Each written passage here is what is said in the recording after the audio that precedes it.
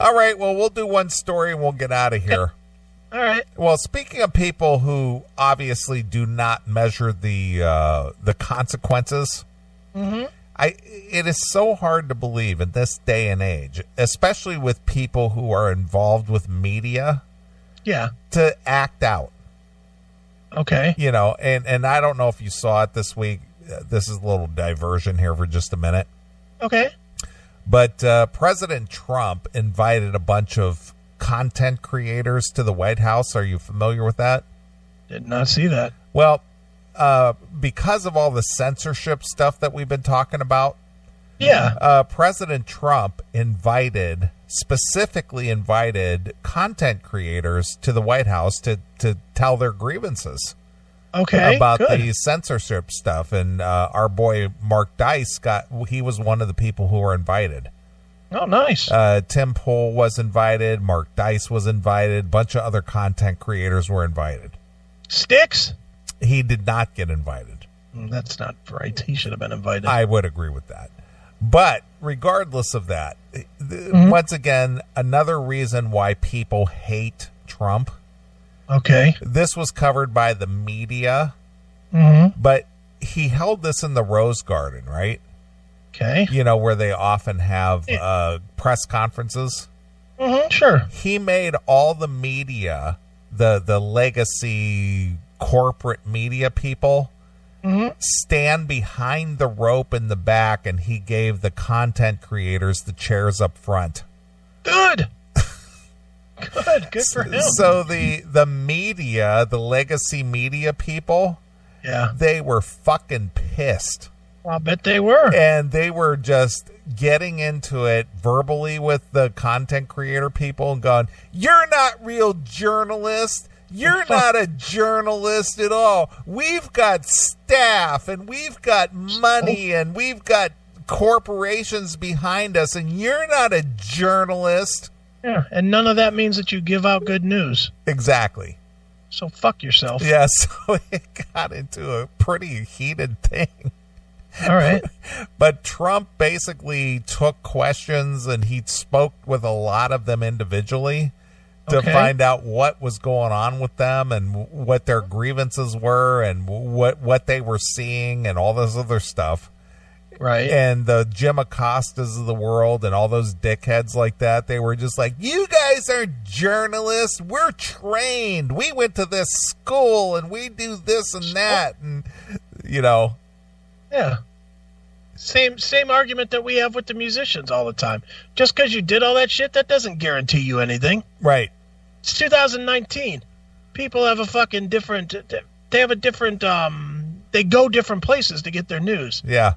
Not everybody wants to hear the fucking lies and bullshit from the fucking mainstream media. Exactly. So Mark Dice, he was there, and he did like kind of a live stream thing out in front of the Capitol building. Okay. And basically said that he got to speak to President Trump himself. Okay, and cool. basically tell him, you know, what he was experiencing as being, demoted and demonetized and, delisted and all this other stuff because of his views. Right, sure. And, of course, the mainstream media reported this, that these were all Trump's allies and they were demonic. And Demonic? Demonic. That they're prone to being demonic. And they're not real journalists. And the whole thing is that they were so pissed that they were put behind the rope. Right. And they didn't get to ask any questions at all. Good. No one cares. Dude, you know what I've always wondered? And we'll get back to this in just 1 second, but I'm just curious if you've ever noticed this. You've watched in your lifetime, you've watched 150 of these news conference type things, right? Whether it's the press secretary or the president himself taking questions and answering. Absolutely. Yeah, sure. Do they ever use any of it? Rarely, but this is what I like about Trump. Yeah. Because of the Jim Acostas in the world and because of the problems he's caused with you know, that whole dust up a few months back where he wouldn't give the mic back and all this and that. Right. Trump, as I'm sure you've seen, because I know I've sent you the links unless you never watched them, he almost holds a press conference on a daily basis where he goes out prior to getting onto the helicopter and answers questions in person. Yeah. And that is the most access that any media has had to a president in literally decades. Yeah, he does it every day. He does it every day, and he talks off the cuff, and he doesn't have a teleprompter, and he doesn't have scripted notes, and he doesn't have anything. It's outside. Yeah, and it's outside, and he's not prepared, and he just takes questions prior to getting onto the helicopter to go wherever it is he's got to go that day. Right. And the thing is no other president has ever done that, ever. No. And probably won't again. And the thing is, oh, well, he's secretive, and he's this, and it's like the dude is out there in your face every fucking day. Yeah. Answering your questions directly, not through a press secretary, but one-on-one. How can, look, I'm no fan of the guy necessarily, but how can they say he's secretive? Jesus Christ, every time his balls itch, he fucking posts it on Twitter, for God's sakes. This guy is the most, you know more about what this guy is thinking than any other president in the history of presidency. Of course. I mean, secretive how? I would like to know what he's done that's secretive. Yeah. There's not a damn thing. Even the things that they don't like they don't like him, you know, butting heads with North Korea or whatever. This guy did not do it through back channels. He fucking posted it on Twitter. Yeah. Hey, bitch, I'm going to stop by. You know, isn't that what he did like last week? He said, hey, I'm going to stop by. Yeah. Or I'd stop by. Should I? You know, he didn't do that through back channels like every other president. He didn't sit a mile or 10 miles away with binoculars like that faggy bitch Obama. He fucking went there. Right. He just said, I'm here. Yeah. In fact, let's walk on your side of the wall. I'm walking over. Yeah. And you want to talk about dangerous? You know, he walked over there without his goddamn Secret Service people into a country that we've not had any presence in 50 years, 60 years. That's balls, man. Yeah, he's just like, I'm walking over. Yeah. I'm not that guy. I'm not you. I don't want the front seat next to the conductor on the train. But I definitely, the stuff the media spews, yeah, I think I said this to you the other day. The media makes it very hard to be objective about that guy. Yeah, well, of course, because everything is bad, orange man bad, hate, dislike, he sucks. And there's such a opportunity for the media to really, the media would spread their message so much better if they were 1/10 of their hate was just honesty. Yeah.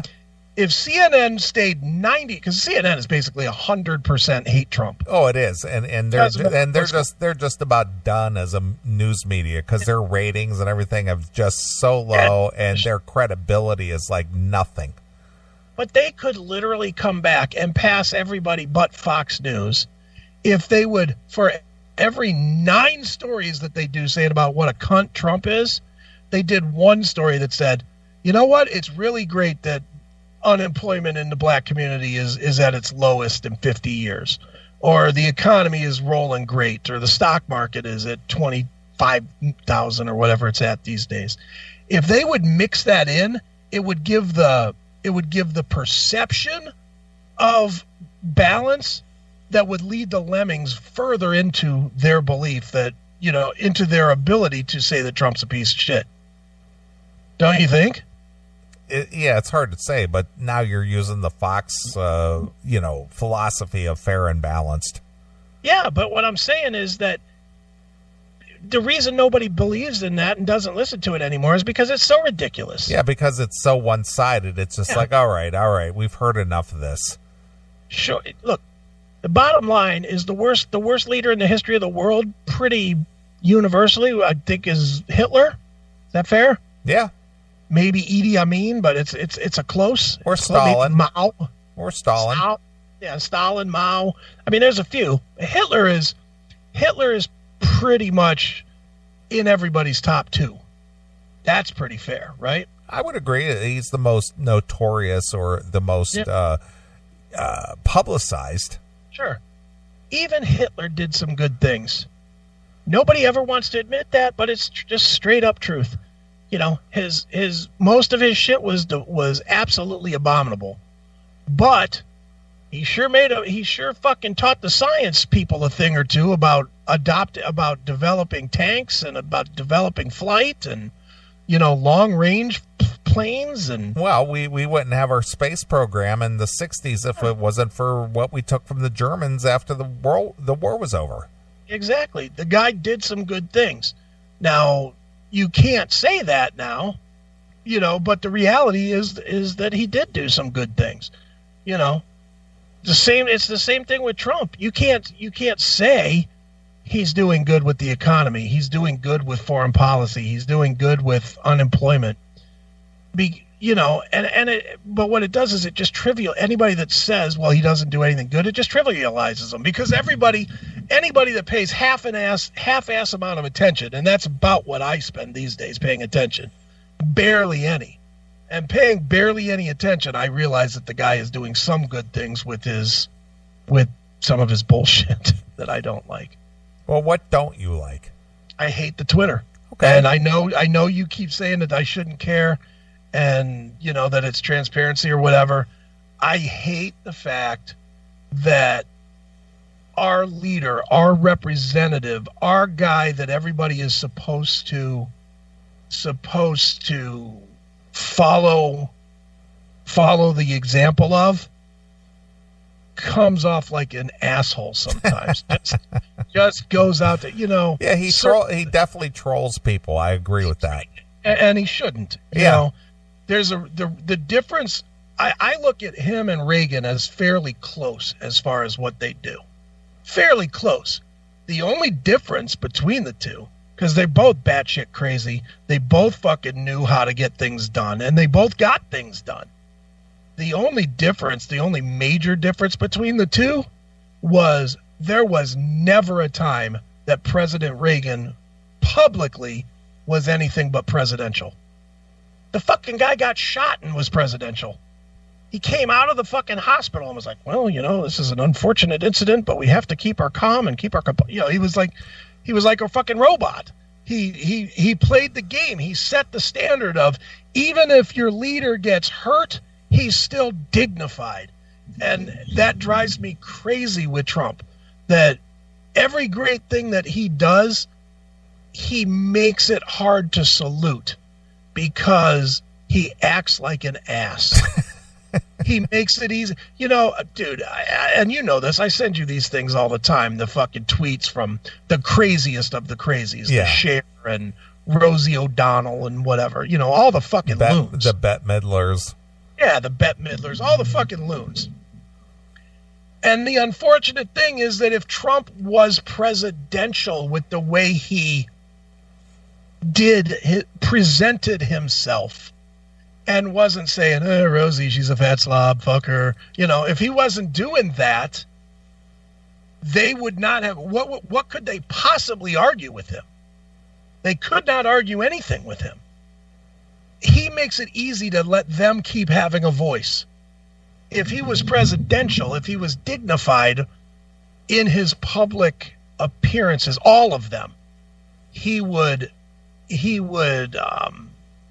it's, and again, this is double-edged sword. He would take less abuse, but he also would not have his base. Yeah. I understand that part. I understand that his base are people, you know, like you, and in a way like me, that want somebody to be like, you know what, go fuck yourself. You know, there's that side of it, but yeah, man, you know, having lived outside of this country and having worked in intelligence where I, you know, saw a lot of shit, that's a hard road. It's not hard for him. He's never going to have a hard time for it. But man, eventually when we get some people that get, you know, abducted in another operation or something, the way Trump's politics are now will definitely affect how our POWs would be treated in the future, because they're coming. They don't know what's going on. They just see this guy that's perceived as an ass clown, and is perceived as a power hungry ass clown. They're like, oh, you're from that power hungry country. Okay, let's start clipping your fucking toes off with a cigar cutter one at a time. You know, there is consequence to it. It's just not direct consequence. And maybe I think about that shit a little too much, but you know, is what it is, man. It's a definite result of how he portrays himself sometimes. Yeah, I get that. That's all I don't like. I don't have any problem at all with this policy. As I told you day one, the only thing I wanted was for him to get rid of that fucking unlawful mandate. That unlawful mandate that you had to pay for the privilege of not having insurance. Right. He did that, so fuck. Good to go. Yep. I don't give a shit what he does. He's got my vote. I'm going to vote for him again. I mean, dude, you see those ass clowns that are out there? Swalwell? Yeah. I will be bold to be bold. Well, he dropped out already. Oh, is he out? Oh, he's out. He dropped out. He will not be bold. No. Without bold. No, he's dropped out already. You saw that clip on Kumi, I didn't you? I did. That was the best ever. I will be bold. Yeah. Without the bold. Yeah. I'll pass the mic to somebody who knows more than me. Yeah. Jag off. Yeah, he's out. Is there how many have dropped? Are we down to like a reasonable number yet? Oh, or I is it think still like we're still down to like 22, I think. Please. Yeah, that's not even worth paying attention to. Yeah, but it literally comes down to 5 at the moment, just due to fundraising and money and all that shit. Is Kamala Parker Bowles still in Yeah, it? she's part of it. It's Bernie, of course, Biden, Kamala Harris, and the fake Indian Pocahontas. Yeah. Do you think that Kamala wants even one white vote? Well, here's the thing.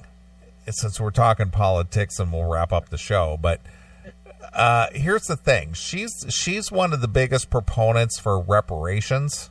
Yeah. But the biggest thing that she's got going against her is her own father came out and made a statement that his side of the family owned slaves. Oh, good. And so he said, yeah, we were slave owners. Yeah. And so now the question is, well, if Kamala Harris is so hot and bothered about this whole reparations issue, and because of her family owned slaves, she would have to pay reparations, even though she is partially black. Dude, is that the silliest argument in this thing? Even worse than the wall. It's dumb, and not only that, but Obama's family, his mother's side, also have links to slave owners. So if there were such a thing as paying reparations, Obama would have to pay reparations. Is there any possible way that they could make you pay reparations? I don't know that answer. I know the answer for me. No fucking way. Well, if they took it out of the taxes or something, I mean, I don't know that you have any control out of how they distribute your taxes. There's only one way they would get it out of me, and that's sales tax. That's the only way they would get it out of me is sales tax. Mm-hmm. Because I would figure out what the percentage is, and I would pay that much less of my taxes. Yeah, but the thing is that they'll come after you for tax evasion. Come and get me. Come and get me. Come and find me. Come and find me. They're not going to come after somebody that owes them, $2,000. Right. Well, anyway, it's just really funny that the people who are proponents of this, mm-hmm. It's coming out now that their families or they have connection to somebody in their ancestry that owned slaves. Yeah. The whole thing is stupid. How can you it's funny. 10 years ago, I would have said there's no way this could ever even be an argument. But after that whole tax thing or the whole, you have to pay a penalty for not having a product, after that somehow got through, there's no telling what these days. I mean, how in the fuck can you be fucking held responsible for anything good or bad that 3 generations ago did? I don't know. I mean, that's fucking ridiculous. But it's pandering. That's all it is. It's just pandering for a certain segment of the community to vote for you. Yeah. Hey, free money. Free money. If we elect this person, it's free money. If I got to pay for it, I better get some slave labor. Over and wash my fucking car. Well, I remember when Obama won the election and Anthony was doing his election commentary and talking about the people saying, you know, they're going to get their houses paid for and they're going to have all this, that paid for. And this is going to be, you know. Yeah. And, of course, that never happened. Yeah, the Obama phones. Mm-hmm. Well, they did give some of those, didn't they? Well, they did. But my point is that Anthony got in a lot of trouble. Oh, yeah, of course. For reporting on these people who were elated that Obama got elected, so therefore their bills were going to be paid, their mortgages were going to get paid, the streets were going to be paved in gold. And college tuition for free. Yeah, everything was going to be free, man. Yeah, buddy. Of course, that never happened. Of course not. So again, it is just the whole pandering thing. It's just like, oh, well, we're going to get you money. You know, It's no different than that whole concert thing in Detroit. Well, we're going to give you, the reduced ticket prices because of your color. You should get something for free. Yeah, it's all free, man. Just vote for me. Dummies. It's just dumb. It is. But that is how it goes. I know people don't like politics, but it is a fact of life. And if you're not involved, you probably should get involved. You at least know what's going on in your community. That's all I got to tell you. Let Neely put you on that train track and teach you something. Well, you don't have to. You don't have to believe the way that I believe or have my same thoughts or anything. But all I ask is that you just get involved. Yeah, just educate yourself a little bit. Just get involved. You don't have to take my word for it or even think the way that I do. But be an active part of your own community. Mm-hmm. Because if something happens you don't like, you don't have a right to complain about it because you didn't do shit about it. Yeah, exactly. You got to pay attention, and you got to. I mean, I definitely wouldn't say, get to your town hall and. No, I'm not all about all that, but at least know what you're fucking pulling the lever for, and get out there and pull the fucking lever. Yeah, just pay attention. Yeah, spend a half hour and pull that fucking lever. Exactly. If nothing else, most businesses let you come in a half hour late. They do. Do it for that. I agree. Do it for that reason. Get out of work for a little while. That's good. All right. Well, we're going to wrap up the show. Get out of here. All right. And since I covered Leonid and Friends tonight, and since we're talking about elections and politics and all the things that you people hate.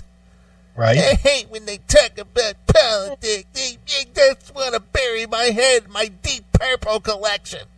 Z. I want to pretend it doesn't even exist because I just don't like it. Z.